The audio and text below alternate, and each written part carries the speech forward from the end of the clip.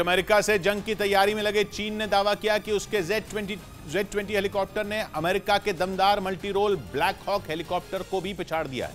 चीन का कहना है कि उसके बनाए Z-20 हेलीकॉप्टर में ऐसे एडवांस फीचर्स हैं जो अमेरिका के चॉपर में भी नहीं है। यानी जंग के मैदान में अमेरिका को चित करने के लिए चीन एक से बढ़कर एक हथियार बनाने का दम भर रहा है। लेकिन रक्षा विशेषज्ञों का मानना है कि चीन अपने मुंह मियां मिट्ठू बनने में लगा है। ऐसा इसलिए क्योंकि अमेरिका का ब्लैक हॉक और चीन का Z-20 काफी हद तक एक जैसे दिखते हैं। मिलिट्री एक्सपर्ट्स का कहना है कि दूसरे देशों के हथियारों की नकल करने वाले चीन का Z-20 हेलीकॉप्टर भी अमेरिका के ब्लैक हॉक से दमदार नहीं बल्कि उसकी नकल ही है। चीन के पास S-70C2 ब्लैक हॉक हेलीकॉप्टर हैं भी और वो उन्हें कई मौकों पर इस्तेमाल कर चुका है।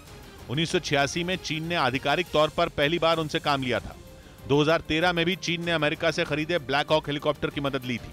ऐसे में डिफेंस एक्सपर्ट्स का पक्का मानना है कि चीन ने उन्हीं ब्लैक हॉक हेलीकॉप्टर को स्टडी करके उनकी तकनीक समझ ली और फिर अपना Z-20 हेलीकॉप्टर बना डाला। उधर पश्चिमी मीडिया का दावा है कि वेतन न मिलने से नाराज रूसी सैनिकों ने मोर्चा खोल दिया। बताया गया कि जंग लड़ रहे जवानों को पुतिन समय पर वेतन ही नहीं दे पा रहे हैं और दावा है कि इसी वजह से रूसी सैनिकों ने अपनी ही सेना से बगावत करने की ठान ली, क्योंकि जिस तरह से भीषण जंग चल रही है उसमें कभी भी उनकी जान जा सकती है। रूसी सैनिकों का आरोप है कि वो जान जोखिम में डालकर जंग लड़ रहे हैं, लेकिन उन्हें समय से पैसे ही नहीं मिल रहे। पश्चिमी मीडिया के मुताबिक पुतिन के कई सैनिक वेतन न मिलने से इतने नाराज हो गए कि उन्होंने अपने कमांडर का आदेश मानने से इनकार कर दिया। बताया गया कि वो किसी भी हाल में बिना वेतन के जंग में उतरने को तैयार नहीं हुए।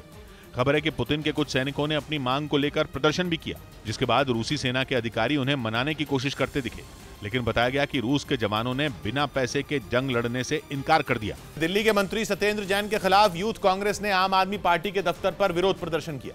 2 रोज पहले ही बीजेपी ने ठगी के आरोपी सुकेश चंद्रशेखर की एक कथित चिट्ठी का हवाला देते हुए उन पर 10 करोड़ रुपए ऐंठने का इल्जाम लगाया था और इसी आरोप पर यूथ कांग्रेस के कार्यकर्ताओं ने आम आदमी पार्टी के ऑफिस के बाहर प्रदर्शन किया। इस दौरान कुछ कार्यकर्ता वहां लगे बैरिकेड पर चढ़ने की कोशिश करते दिखे, लेकिन सुरक्षा बल के जवानों ने उन्हें धकेलकर वहां से दूर कर दिया, जबकि यूथ कांग्रेस के कई कार्यकर्ता दिल्ली के सीएम के खिलाफ नारे लगाते रहे। इस दौरान प्रदर्शन कर रहे कुछ लोग वहीं सड़क पर बैठ गए।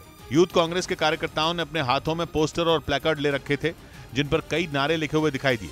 सत्येंद्र जैन पर आरोप है कि उन्होंने जेल में सुविधा दिलाने के नाम पर सुकेश चंद्रशेखर से 10 करोड़ रुपए लिए थे। इधर गुजरात में विधानसभा चुनाव की तारीखों का ऐलान हो गया। गुजरात की 182 सीटों पर 2 फेज में मतदान होगा और 1 दिसंबर को 89 सीटों पर और 5 दिसंबर को 93 सीटों पर वोट डाले जाएंगे, जिसके नतीजे 8 दिसंबर यानी हिमाचल विधानसभा चुनाव के साथ ही आएंगे। And date of poll would be 1st and 5th. Gujarat विधानसभा का कार्यकाल अगले साल फरवरी में खत्म हो रहा है।